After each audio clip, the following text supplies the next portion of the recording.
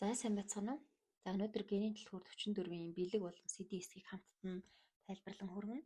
За өмнөх хүчлэгээр болохоор генийн дэлгүүр 44-ийн сүүдэр хэсгийг хүргэсэн. За сүүдэр хэсэгт болохоор хүнд байнга тохиолдод байдаг харилцаа, практикийн талаар дурдсан.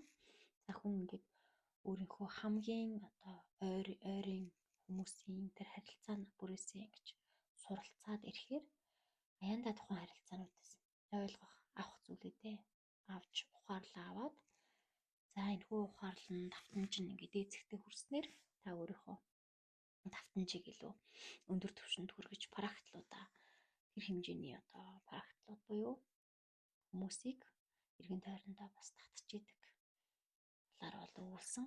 За 44 дахь бэлэг хэсэгт болохоор илүү багийн ажиллагааны талаар гарч илээ. За энэ бэлэгтэй хүмүүсийн сод чадвар нь ерөөсөө хүнийг унших, үнэрлэх чадрын талаар байсан. Тэгэхээр хүний өөрөөс гарах тэр давтамж, энерги өндөр байх тусам хүний тэр чадрууд бас их нэлээд нэмэгдчихэд юм билээ. Бусдыг таних, бусдыг мэдрэх, унших, баримжаалах тэр чадрууд бол нэлээд өндөр болж идэг. Тэр үнэрлэх гэхээр бол бас дан ингээд хамраар өндөрлөх мэдрэмж бол биш. Тухайн хүнийг танихад бол мэдээж үнэрлэхүйц хэмжээний ойр байх хэрэгтэй. Гэтээ үнэрлэхдээ нэг хүнийг бүр дархлааны тогтолцоогоор нь тэгэл арсны нүх бүрээр нь уулзж байгаа хүнийхээ бүр тийм анзааратамгүй тэр нарийн үнэр цаад даавар бүрийг нь хүртэл хүн үнэрлэж мэддэг энэ чадварын талаар өгүүлжсэн. За бүр цаашлаад энэ хүн яг миний ойрын тэр хүрээнд буюу практикт нийцэхээр байна уу гэдгийг бас таних чадвартай болдог. Тэгэхээр хүн өөрийнхөө тэр практикт давтамжийг өндөр болгосноор өөрийнхөө тэр эргэн тойрны практикт ямар хүмүүсийг байлгах уу, ямар хүмүүсийг байлгахгүй гэдэг шийдвэрийг бол гаргаж чаддаг болдог. За тэгээд цаашлаад бас эргэн тойрны тэр бүлгийн уур амьсгалыг маш сайн мэдэрдэг, анзаарахтай болж чаддаг. За ингэхийн тулд бас хүн өөрийнхөө тэр мэдрэмжийг анзаарах хэрэгтэй. Энэ хамт олон донд байхад надад ямар мэдрэмж төрж ийн, энэ хүмүүстэй байхад болно надад ямар мэдрэмж төрж ийн, яагаад төрөд байна гэдгийг өөрөө өөртөө тунгааж бодох энэ чадвар байждаг. За тэгээд 44 дахь бэлэг дээр болохоор багийн ажиллагааны талаар дурдж байгаа. Тэгээ үүний болохоор цаад гол зорилго нь бас таны амьдралд ямар хүмүүс ерөөс харьяалагдах тухай дурдсан байждаг. За хүн өөрийнхөө бас жинхэнэ практик буюу эргэн тойрныхныгоо нэгтгэж чаддаг. Энэ багийн ажиллагааныхаа ачаар. За ингэж нэгтгэж чадсанаар таны хүрээлж байгаа гэр бүл, найз нөхөд, эргэн тойрны бүлгүүд бол ингээд итгэл найдвар дүүрэн, хайр дүүрэн байждаг. За цаашлаа 44 дахь CD хэсгээр болохоор илүү сценарих чанарын талаар дурдчихсан. Тэгээ энэ CD болохоор маш тийм Европсын хувар CD байж идэг. Тэгэхээр энэ CD-г агуулж байгаа хүн өөрөө бас сценарих чанарыг агуулж идэг гэсэн. Сценарих чанар гэдэг бол өөрөө илүү нийцэлтэй байх, нийтийн удирдлага гэдэг талаас илүү дурдсан байсан. За тэгээ сценарих чанарыг болохоор ингээд амтнаар төсөөлөх юм бол шоргоолж болох зөвгөний эзэн тулс гэх юм уу тийм тэрүүгээр бол тайлбарласан байж байгаа. Зөвгий буюу зөвгийн үүрэнд хатан зөвгий бүх зөвгийн үйлчлдэг хатан зөвгийн тэр удирдлагын дор сценарих чанар дор явж идэг. Хэрвээ хатан зөвгийг нөхөх юм бол тэрхүү үүрэнд эмх замбраагүй байдал үүсдэг. Ийм нэгдмэл шин чанарын талаар бол дурдчихсан.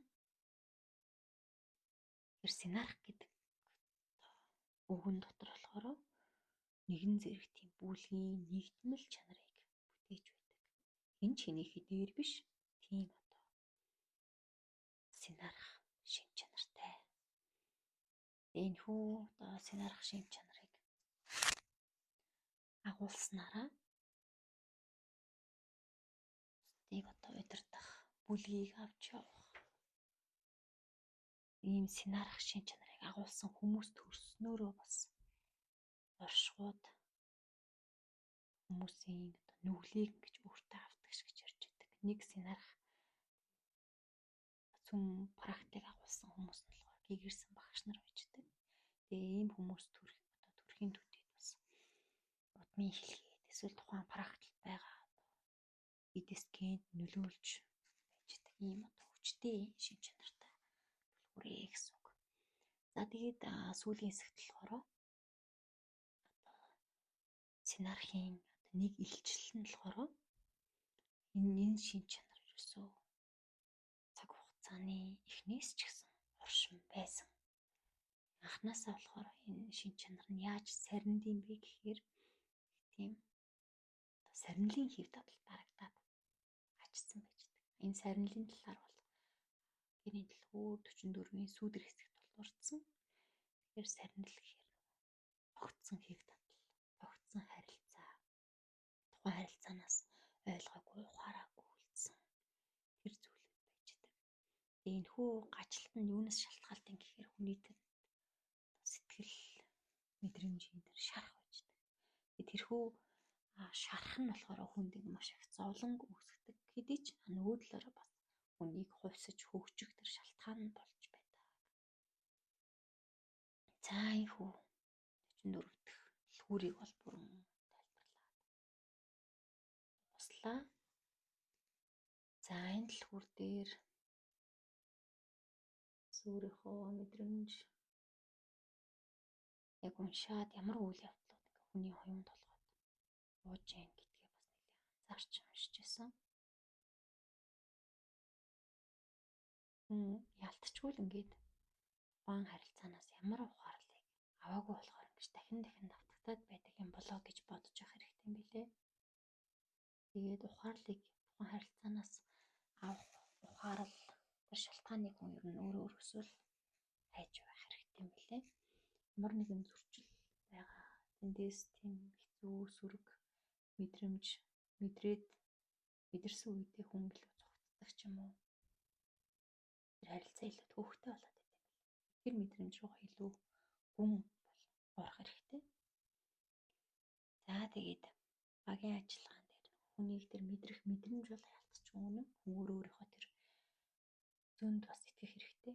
Зөнд итгэх гэхээр хүний тэр практикал энергийн давтамж өндөр байж ич тухайн хүний зөв ажилдаг.